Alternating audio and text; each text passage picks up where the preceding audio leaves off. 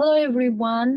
Welcome. I am Dr. Dilsora Fozilova. In today's lecture, we will continue our discussion on deviant subcultures. Today, we are going to focus on deviant religious subcultures.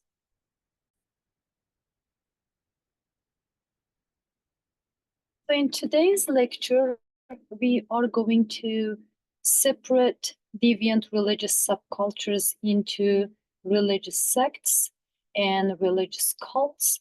We are going to talk and define each of them, and we are going to contrast them. We will compare them, and also we will take a look into some of the religious cults and religious sects as an example of our discussion today. So we will start with religious cults. What is a religious cult? Traditionally viewed, the religious cults as a small, often radical religious groups that deviate from the mainstream religions. Now, when we talked about the subcultures, we said that they are deviant groups. They are deviating from the mainstream society. And this deviant doesn't have to be criminal. It doesn't have to be negative, but they can be seen as deviants because they are different or deviating from societal norms. Now, religious cults are the ones deviating from societal norms in terms of religion. Their religion is different than what we view as a religion, or their norms in their religion or cult is different than what we view in mainstream religious standards, right? So they are characterized by a strong emphasis on a charismatic leader, unconventional beliefs, and social isolation from wider society. Now we can see that religious cults are smaller group, and they certainly will have a very charismatic leader that could pull these people out of that religious group or formulate them within society, make them believe what he is saying, although not a big religion, what he's saying is valid, that people can be. What's the role of religion? Religion's role in society is providing a moral guidance, right? So therefore, these groups finding different sorts of identity and spirituality and connecting themselves in some sort of this spiritual belief systems and also moral guidance for them, at least. So religious cults often arise independently of established religious traditions. For example, we know that largest religions in society, Christianity, Islam, Judaism, they compared to these big religions, they're quite small, and they can establish independently from these religious groups. And they kind of deviate from the religious traditions and typically focus on charismatic leader. And now, since we started, we said this charismatic leader a few times because to be able to make people believe in that certain ideology,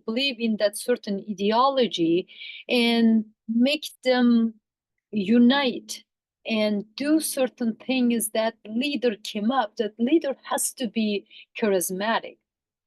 And usually that person, the leader, claims unique spiritual insight or divine authority. Usually they come across as the next prophet, that they are assigned to this certain role there, or their understanding just kind of very ahead of the rest of the society. The rest of the society are behind. They don't understand it. They yet to reach to these people. And if these people, the members, follow this person, they are the saved ones, they are the heavenly ones, they are the ones who are getting somewhere, which society is certainly not doing that thing. Cults are seen as more radical in their deviation from mainstream religion, often creating new belief systems. And now we have to say that certain religion started as a cult and became a larger religion over time. Maybe they kind of became more mainstream over time. They established more, how can I say, not radical and subtle ideologies that could fit in mainstream society, so they are not questioned too much. So that kind of stuff happens. But usually religious cults are radical, smaller, the strong belief systems to that. And also there is the part of it that people are very devoted to what they believe. These cults may adopt beliefs and practices from various religions. They can pick and choose the different ideas from other religions and bring them together.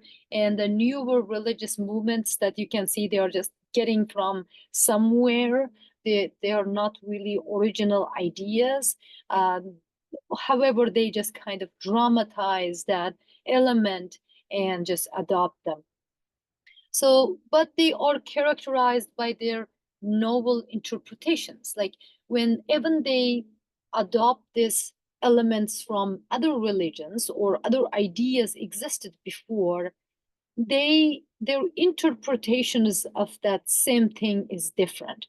And certainly in my observations, this new religious cults, when they get the idea from somewhere else, they come up with the interpretations of saying like, these people totally got it wrong. Like it's just that actually this is the way it should be interpreted. So that makes them unique in a way. So religious sects are different from religious cults. Why they are different? They remain in the part of that religion. They are basically that break away from the larger religions. However, they remain in that religion.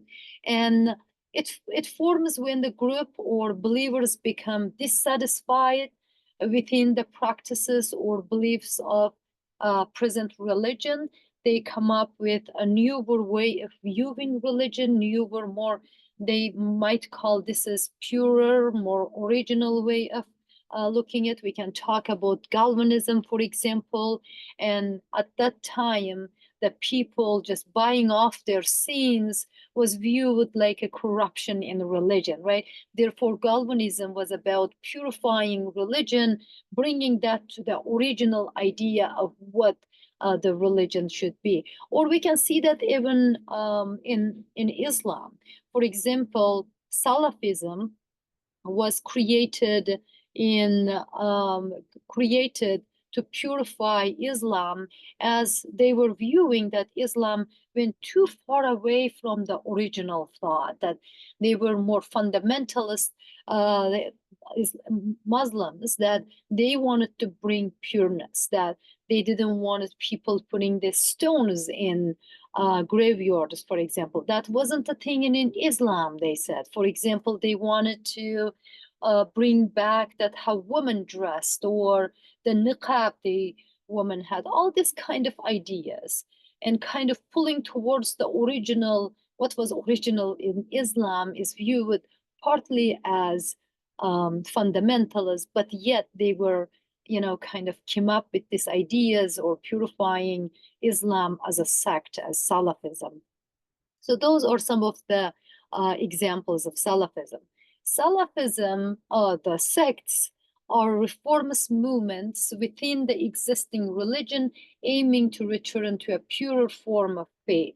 And I wanted to say that when I was in my PhD, I researched on a new religious movement, which is the renewal of Islam in Central Asia. That was kind of like a similar thing what we are talking about today. And the sects seek to purify the larger religious tradition rather than reject it entirely. Most of the time, from my observation, these people create movements. Sometimes they are the collection of many different movements, and they want to purify, they want to increase the relevance of that religion, or make people to commit to religion more. And overall, they want to renew attention towards religion. Sects often maintain a close connection to mainstream religious traditions, sharing many core beliefs while differing in their interpretation of certain practices and doctrines. As I mentioned for example, in Galvanism, it was about that, the church shouldn't be money-making machine, but it should go back to its original purpose. And Islam too, that Islam should stop being part of this modernity and return to the original thought, original purpose of Islam. So that was the main idea behind this new religious movements. And now, because we are studying the deviant subcultures, how do we see deviance fitting in these two groups? Sects usually they are not viewed as deviant as cults because they are still in that mainstream understanding of religion.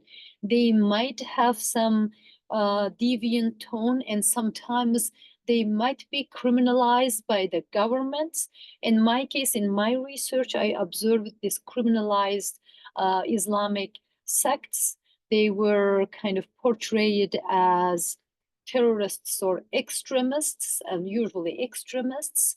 And because their idea of returning to the original, which is 7th century, how people did religion, how people prayed, how people, and everything, like women's clothes, how the business is done, and everything had to go back to the 7th century.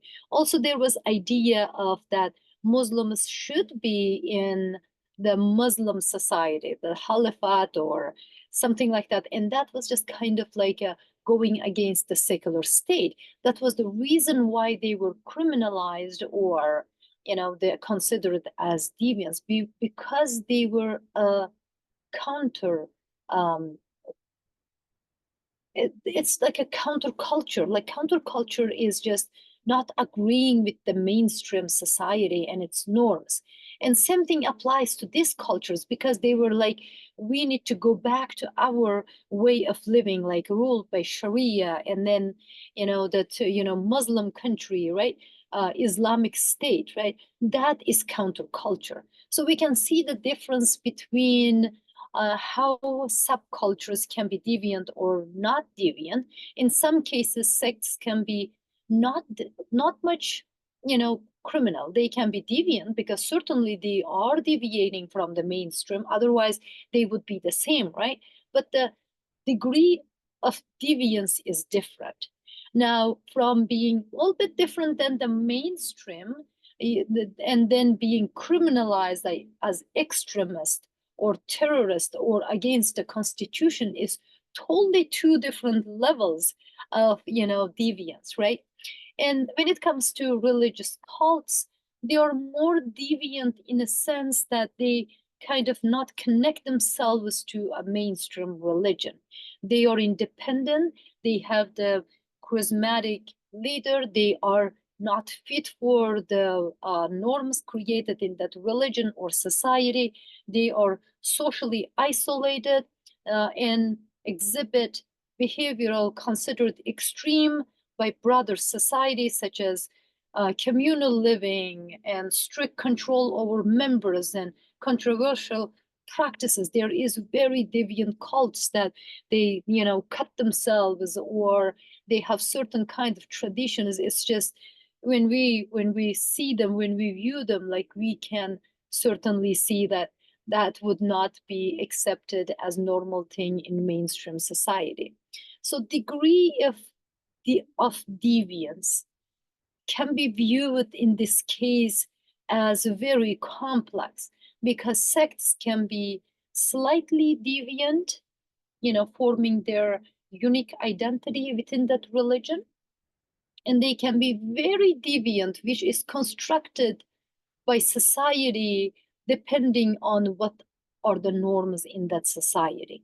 In the cases I was talking to you, the society is secular and certain forms of religion is accepted as normal. They are not connecting themselves with the politics and lawmaking. Now this group involves themselves with the political and lawmaking dynamic, therefore becomes extremist or terrorist for the secular government. So degree of deviance in sects sometimes can be even higher than religious cults. Cults are different. Deviance in cults is obvious. They can be weird, they can be all different kinds of stuff. They can be against government and society. However, they remain smaller and self-defined identities in that within their group. Cults are often stigmatized as secretive or dangerous, largely due to their radical break from mainstream societal and religious forms. So new religious movements. These are the new religious movements that happening in our time. They can be in a form of sects or in a form of the cults. However, though, the mainstream religions also can strive for rejuvenate themselves, and then they can develop religious movements. For example, my research, it was about Islamic revivalism. So revivalist movements, which are new religious movements, they are just viewed as part of that religion. Once in a while, after a certain dormant time in society, religions rejuvenate. In case of Islam in Central Asia, that during the 7 decades of communist or socialist society, the religions were undermined. That the Soviet Union accepted scientific atheism, which follows Darwinism. Creation story is told based on the evolution, biological determinism. So in that case, religions were rejected. In Central Asia, all mosques were turned to warehouses. The books, scriptures were burned. The living scriptures, which are people who knew Quran or Hadith very well, they were sent to Siberia in gulags, to the labor camps and killed and disappeared. So basically, there was this oppression towards religion. So people were kind of put away, or people were the word is like they strained. They could not practice their religion. Therefore, after seven decades of being under the governance of Soviet Union, they wanted to get their religion back. Therefore, Islam was reviving. The reviving in a scale, it's just really, every part of society was changing. That is part of religious movement. However, in our class, we are not talking about that kind of religious movements. We are talking about subcultures. Therefore, I hope you understand that, although new religious movements include this religious rejuvenation of religions, but we are talking about cults and sects. So key characteristics of new religious movements, and we are talking about sects and cults. So the charismatic leadership is very important, which is not as important in actually when the religions rejuvenate, like Islamic revivalism. People were basically learning Quran from internet. They were like all kinds of stuff.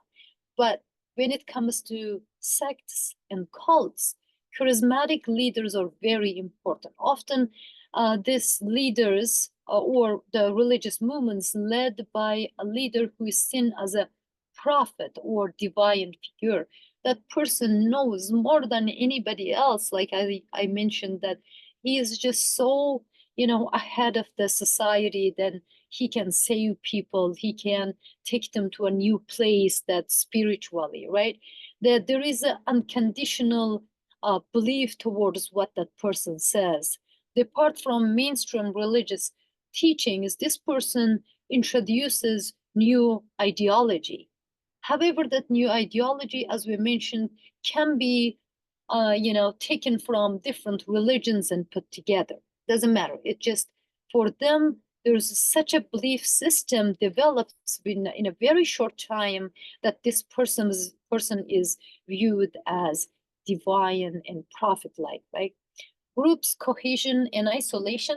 This group isolates themselves from the mainstream society, and therefore their cohesion, unity is very strong. Social bonds are very strong because this group found something that unifies them, and that social bond is based on that ideology and a charismatic leader.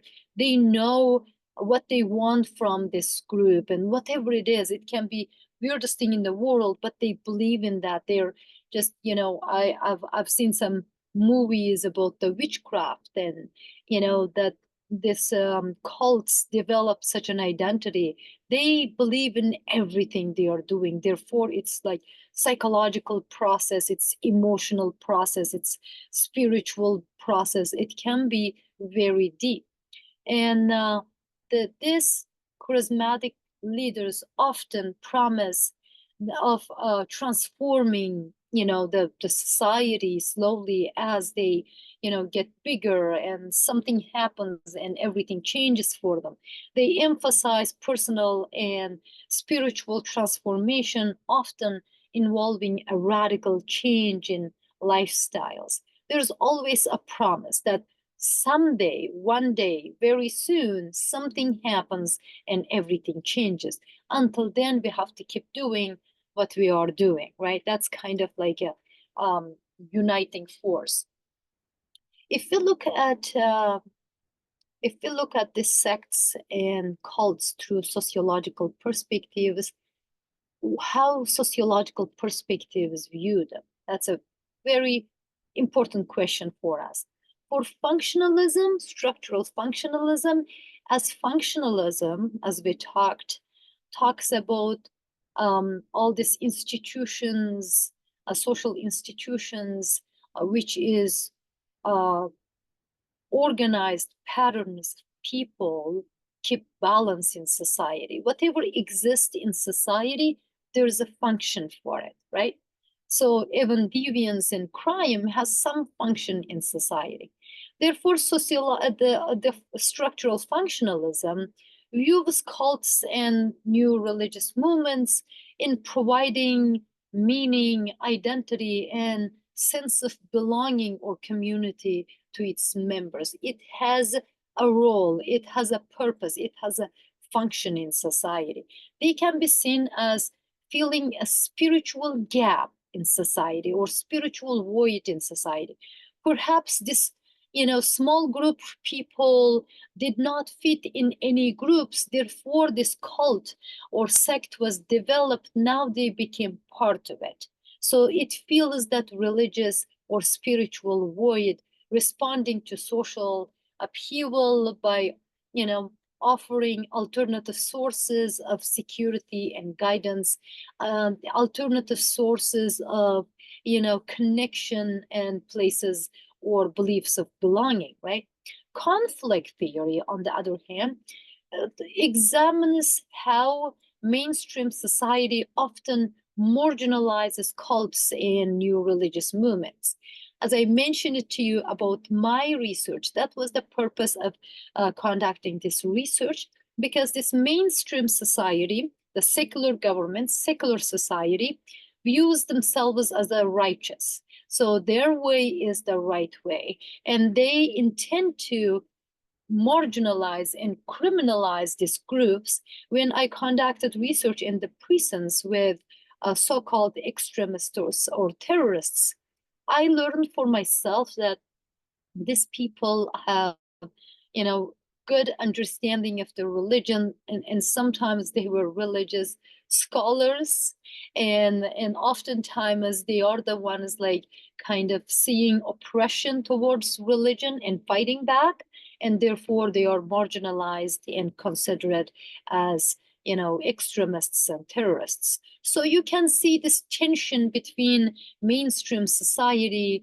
and these cults or sects or new religious movements. That's how conflict theory views this, and that's, you know, our understanding of conflicts between these movements with a broader society. The symbolic interactionism, perhaps this is more of a work of symbolic interactionism, because symbolic interactionism views symbols as means of interaction in society, right? Therefore, cults and new religious movements, according to symbolic interactionism, create unique identities and meanings for their members. This perspective emphasizes how followers internalize the group's beliefs and symbols and meanings, and then that just provides that identity and belonging for them, right? This how this group's practices shape their day-to-day experiences and self-concept.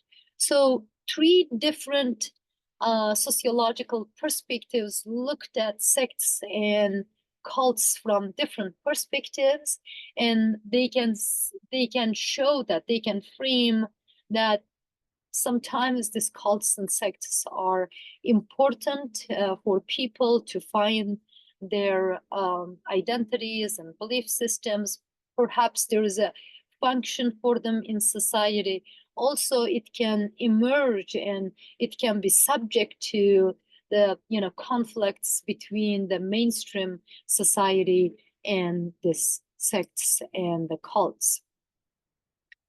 So religious deviance as a sociology of religious deviance. So when we talk about religious deviance, we can think of the form of religious beliefs or practice that deviates from the dominant culture. Now, sociology of religious deviance always takes norms, societal norms, or religious norms as starting point to analyze how can we see these religious groups being deviating from the norms. However, we do understand that norms and belief systems in society is socially constructed. Therefore, deviance attached to that deviant characteristics attached to these cults and sects are also socially constructed. So therefore, cults and new religious movements are often seen as engaging in religious deviance because they challenge or break with established religious norms. Perhaps some oftentimes cults and religions challenging these religious norms because they see it as harmful for society. Certainly, some of the cults and sects that views as religions being production or produce or product of secular governments. Therefore, they feel need for break away from them, and they create their original status. So as I mentioned already, social construction of deviance is based on the social construction of norms, because norms are socially constructed. Our social world is socially constructed. We view as cults and sects also their belief systems, their ideologies are socially constructed. And there can be moral panics in society because of these cults and sects. And some of them is very, we have to take them seriously, because some of the case studies show that it can go to very radical views of it, about society and how they deviate from society. For example, there is case study of religious deviance, People's Temple in Johnstown in 1978. In 1978, November 18, Johnstown, Guyana, 909 people, and here it says 900, but it was 909 members of People's Temple committed suicide. That was the largest suicide committed in the history of humanity. This cult was founded by Jim Jones in 1950s. The People's Temple was initially a Christian socialist movement focused on racial equality and communal living. And over time, Jones's leadership became increasingly authoritarian, and the group's beliefs and practices diverged sharply from mainstream Christianity. And there are many different videos in YouTube if you want to see, but however, I put one of the videos in your course materials about this cult. I would love you to watch that, because that just kind of gives you idea and put your understanding of theory into practice to see, you know, how can we see in our lives this kind of cults emerging, right? They isolated members in Johnstown and leading to the infamous mass suicide, murder of 909 members in 1978. And when we analyze this situation sociologically, we can see that the People's Temple demonstrates the dangers of charismatic leadership, or that is basically totalitarian, that it isolates people totally from mainstream society. These people now have only themselves, their identity. If you think about totalitarian regimes, that's what they do. They isolate people, they make them believe in certain ideology, and this propaganda plays so much role. And you can see in the cults, in a small scale totalitarian governance happening. The leaders isolate these people, provide ideology, provide propaganda, make them believe what they doing is the, you know, righteous, they are, you know, right way. And the mechanisms of social control is so high that people cannot break down from them. There is often economic advantage to these leaders. They can gather money from their members, or they make them, and they become that cult themselves as well. In this case, that, you know, People's Temple in Johnstown, they declared if they cannot be the whole society or cannot reach to certain you know, purpose, living purpose, they can die together, and therefore everybody committed suicide in this group. And this is a very extreme practice in cults. I really encourage you to watch that video. There's another case that branch Davidian and Waco Sage. This is another one of them. An offshoot of the Seventh-day Adventist Church led by David Koresh, the branch Davidians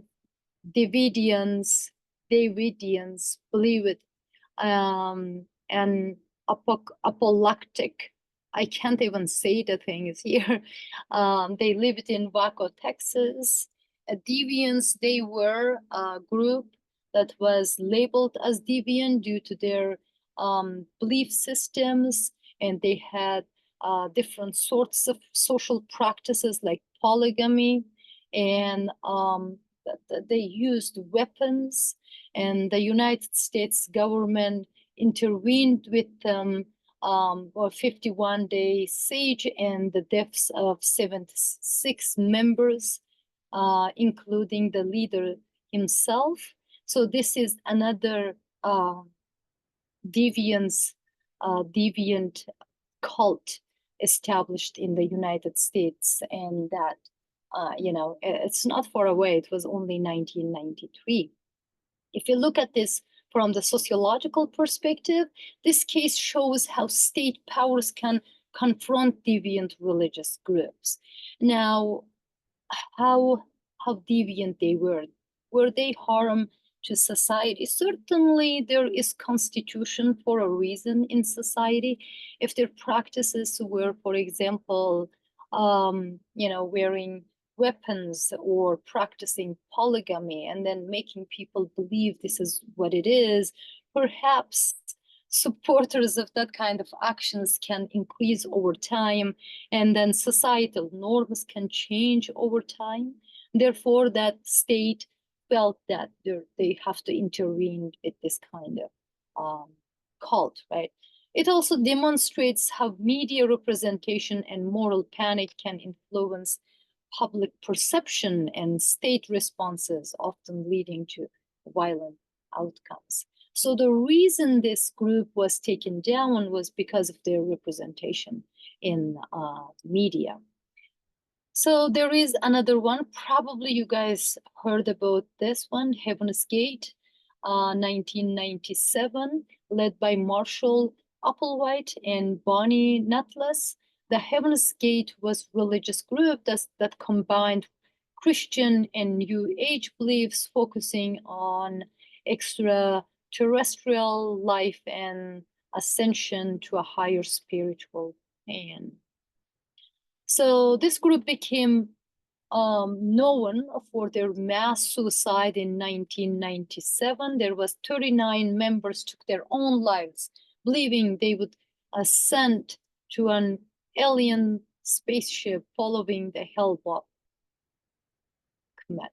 So you can see these cults can be pretty, how can I say, as a sociologist, I am just kind of trying not to use certain words, but when I see these big numbers of suicide, that makes me feel that cringes me and makes me feel that calling them as warped or something like that, right? In sociological analysis, Heaven's Gate highlights the extreme links to which deviant religious groups can go under the influence of these leaders, apocalyptic beliefs, and charismatic leadership. So this is another third case study you can explore further if you liked. So, and in sociology, we always think about how social change happens. In our world today, the biggest change is coming from globalization, right? And how globalization affects new religious movements and religious deviance. So thinking about that, so globalization certainly helps to spread any kind of social news, social change.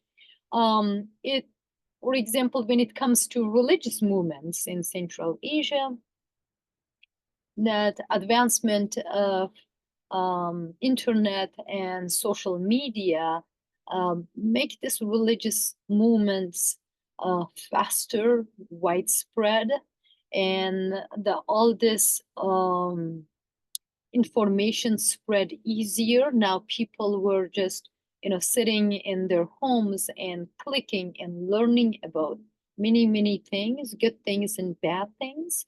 And because of that, people got involved with these terrorist groups, which is another counterculture based on religion. We have to mention that religious terrorism is also part of this religious movements that is considered as a counterculture. The internet in particular allows new religious movements to reach global audience, often bypassing traditional gatekeepers such as mainstream religious authorities. In many cases, people were clicking on social media groups or something like that, like YouTube and Facebook and whatever, and then having a direct conversation with this extremist or terrorist groups, which is very daring. So cross-cultural encounters, you can stay home and talk to somebody the other side of the world if you share a common language, right? So the interconnectedness of people increased because of this social media, globalization. Also, people start to move around. Because of this globalization, people were moving towards places like Syria and other places and going and joining these, countercultures or terrorist groups. So globalization basically um, that increased the dynamic of religious movements, deviant or that cults or religious sects or other ones. These movements may be viewed as deviant by some societies and maybe not deviant by the other ones. Certainly, some of the sects or cults can be harmless and viewed as just a little bit deviant, but however they are okay. So that kind of sects exist in every religion, and they are viewed as okay by the mainstream society. They are not harmless, but the other parts, they can be very harmful, and the governments need to pay close attention to them. As a conclusion, today we talked about religious deviance, and we viewed or we discussed about religious cults and religious sects. In one place, we talked about religion as being, can be a religious movement itself, rejuvenation of certain religions as Islamic revival, I mentioned, and also they can be sects and cults. Sects and cults are two different things. Sects are breaking from the mainstream religion because they think there's something not right about them, or they want to, reconnect with the original thought. That can be reason for sects.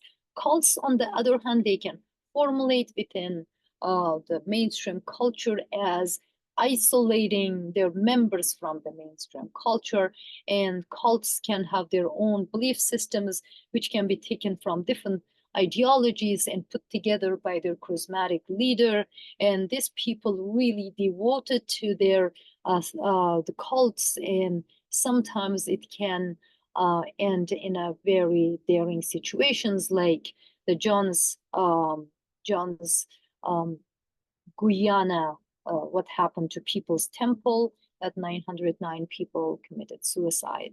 So that's what we study today. Sociological analysis on this provide a framework for understanding this kind of religious movements, not simply as deviant and dangerous, but as complex responses to what's happening in society and social conditions, offering their members new forms of identity, community, and spiritual expression. So we don't view them, all of them, as bad. We can understand their role in society, but however, there can be dangerous situations. We do recognize them as well. So this is our lecture on religious cults and sects, and this is overall religious deviance. I will see you in our next lecture. Have a great day. Bye-bye.